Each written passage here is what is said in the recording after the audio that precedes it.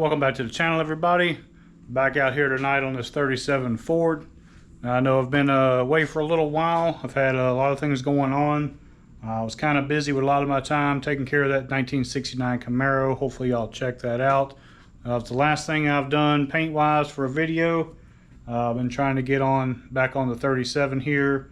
I know I should have the video out on the doors when you're watching this. I know that wasn't super exciting, but that took a lot of figuring out and a lot of long time, oddball time working on it. So I'm back out here now on the 37. You can see I've got the passenger side wheel well. It is welded in and pretty much ready for some primer. We've got the driver's side one over here. Needs to be finished, or needs to be welded in and finished off with the grinder and sander, and then that will be done. Now, just like anything that I do normally, the wheel wells themselves started off as something simple that the customer just wanted me to do. They just wanted me to kind of cut them and push them in. We wanted to go for more of a vertical look. Well, we wanted to go more vertical to make more room for tire. These cars are never designed for a modern kind of wide, low profile style tire. So a lot of people would just cut these things and lay the wheel well in just to give a little bit more clearance.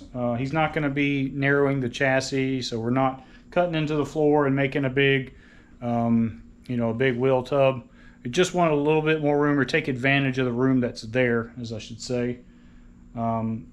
So just like anything I normally do, just like on them doors over there, instead of just fixing a few little spots or just kind of doing it, in kind of a simple manner, I went a little further and I went ahead and built a whole new inner wheel well on those.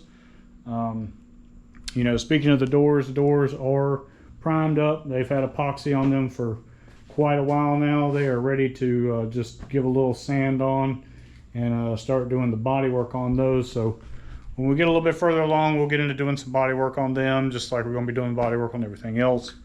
But tonight I was going to go through, I'm going to finish weld, or finish up the last weld on the driver's side, so that can get finished up, and I'll just have one little place to take care of.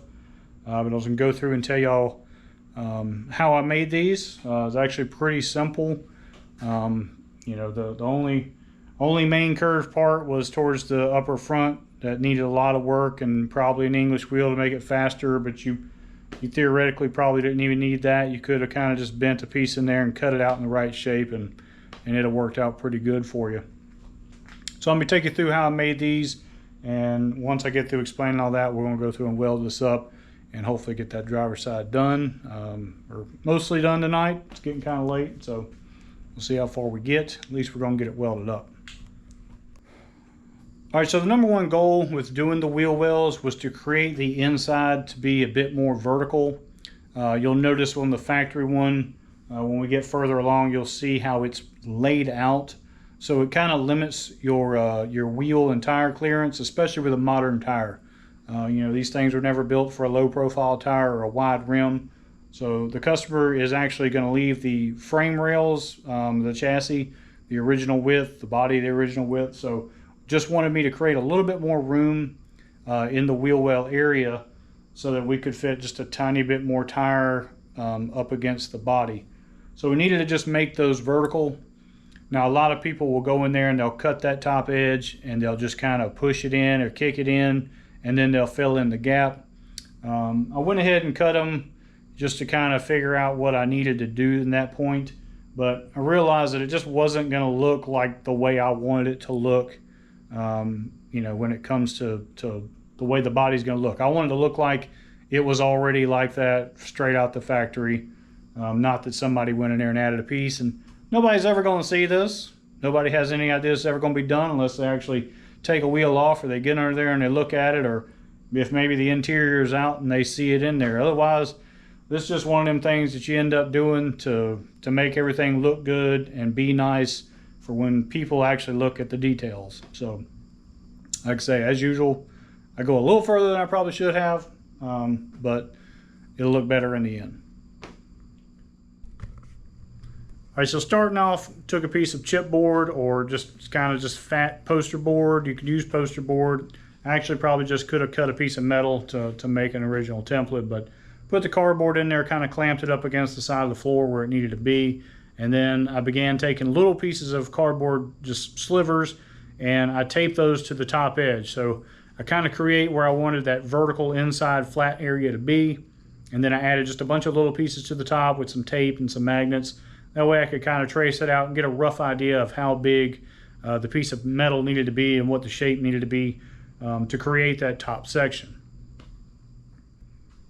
All right, so once I did that, I went ahead and I cut out one piece of steel to create this panel out of one piece.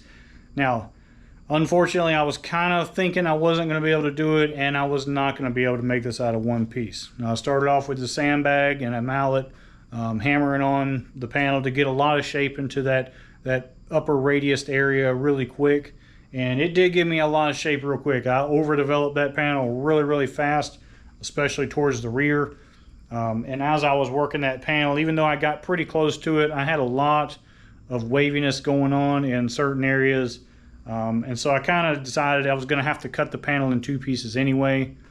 And then I realized that, well, I'm not going to be making a hammer form to create those beads in there like they were in the factory piece.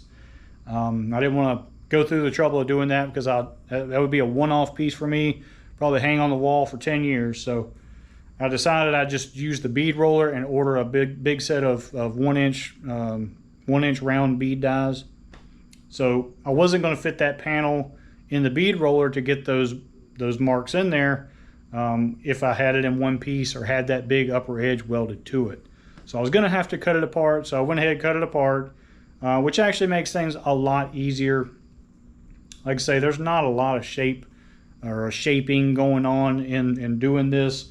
You know, you got the one big flat piece that just need a little bit of tweaking on it, but the other portion you could have kind of cut this out of one piece of steel and kind of rolled it over your knee, and you could have got really close because it's not too much of a radius in there. But all right, so after separating those two pieces, I went ahead and I tipped up the edge on the big flat inside area. I added about 3/4 of an inch to the upper edge with some tape, and then I went in and tipped that edge up. That would give me a pretty good flat area to be able to weld the two panels together, just butt the two of them up to each other and be able to work on the weld and grind and clean it and all that good stuff without it being directly on an edge.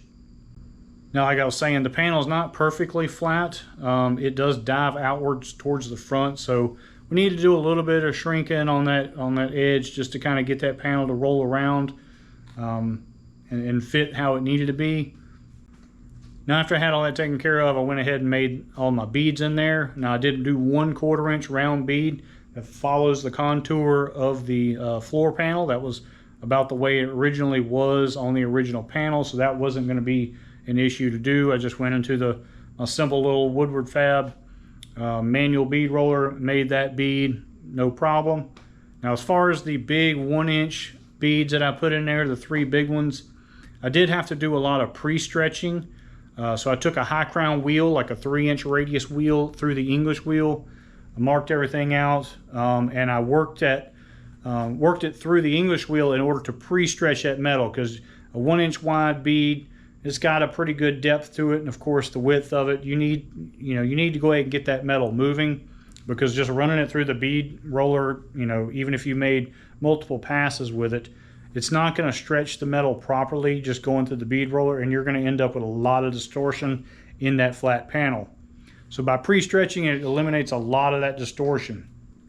So I was able to run it through the bead roller, make a couple passes back and forth, and everything stayed nice and flat and positioned. I didn't end up warping the panel just running it through the bead roller. Now then, after a bunch of trimming and fitting, finally got that upper panel to fit in there. So I took a bunch of Clecos, I made me a couple little tabs to hold the two pieces together, Clecoed everything in, and after that it was time to pretty much get it ready for welding in there. But it was also time to move on to the passenger side. Now with the passenger side, it was a little bit of a different story. Since I already did it in two pieces on the driver's side, I went ahead and cut two separate pieces for the passenger side. Now I used the one that I made, the big flat inner, as my template to make one for the passenger side. So the flat area came about really quick. Just basically ran through the same process I'd already done.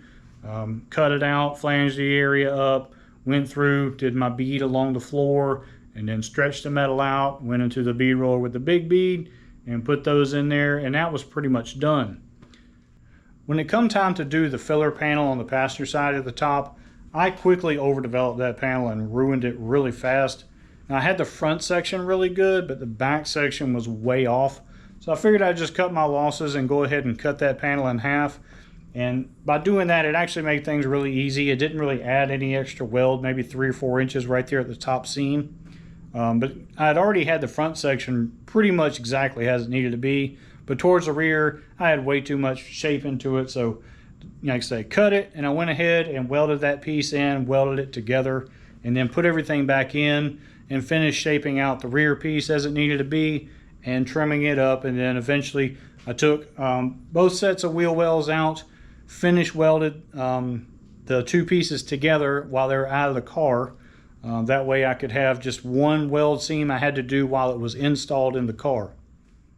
So after getting those things welded together, getting everything clamped and clecoed back in the car, decided to go ahead and weld in the passenger side. Now, I used the MIG welder on the passenger side. Some of this stuff just doesn't like to be TIG welded. It's been sandblasted a lot. It's got a little bit of primer in the pits. It's got a little bit of corrosion. There's that sound deadening stuff in different places. I've got some other in-between kind of areas where that stuff's sandwiched in, and I always hate TIG welding if that metal is not nice and clean. So I went ahead and just MIG welded that stuff in there, made it real quick and easy. The panel's already got a ton of shape to it, so I'm not really concerned about it warping a lot. I just kind of made a few stitches and skipped around, and eventually I was done. Whipped out the grinder, hit it with a little bit of 40 grit, some 60 grit, come back with some 80 grit on the DA, and that's where we are now. All right, so all that being said, we are now ready to weld in the driver's side. So I'm gonna hook up the MIG welder, and we're gonna go in there and we'll go ahead and start putting some tacks on the top of the inside. Hopefully we'll get our panel up in there nice and tight with no gap. And if we can do that nice and pretty, then I'm gonna break out the TIG welder and we'll TIG weld everything from the outside and go ahead and get that seam completely welded up.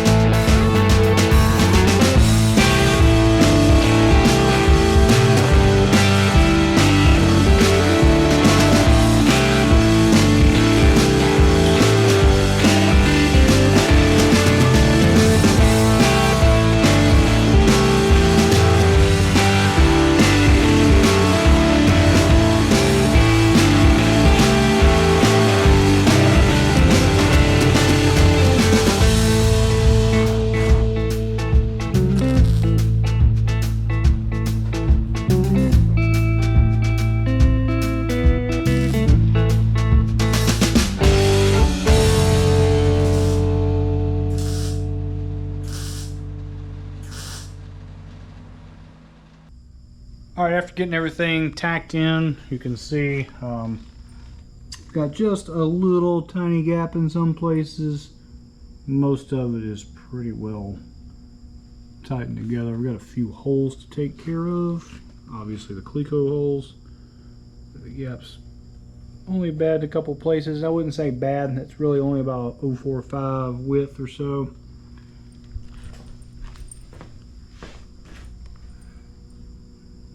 It looks a couple places it's a little wider than anything else. May have to go back with a MIG welder, but all in all, it looks pretty good. All right, so I got the Miller at 45 amps. I'm going to go ahead. I'm going to run a 1/16 rod, 1/16 tungsten, obviously 45 amps. I'm going to get my stuff on and it's going to time warp right on through this thing.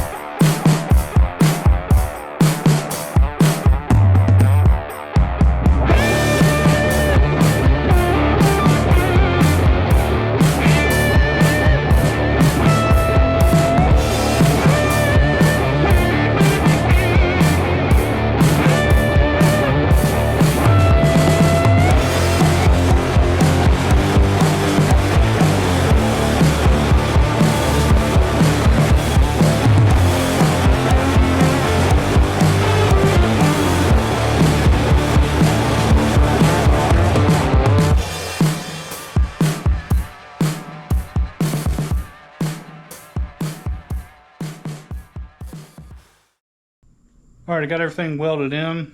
We do have to make a couple more welds, break out the MIG welder to do that. But all in all, we're pretty good. Like I said, we got to stitch in this last spot back here. We'll do that in the MIG welder. I was having a little bit of trouble with the TIG going around through there. Two different thicknesses of metal, and I had a little too much heat. And then about halfway through there, my shoulder started killing me trying to hold that filler rod. I don't know. Just kind of a weird, wacky position I was in that I'm not used to. But we definitely got plenty of penetration with the weld. So we're going to have to do a little bit, probably just as much or more grinding on the inside than we will on the outside there. I'll finish out these plug welds and get everything ground down. You'll notice there's a hole here. This is where the original filler neck came through. So we're going to build a little cone piece right there to fill in that area. And just in case we decide to still use that neck, bring that neck out somewhere, we're not really sure what we're going to do with that yet. But I'm going to end the video right here. It's super hot. It's late at night. It's middle of July, South Carolina.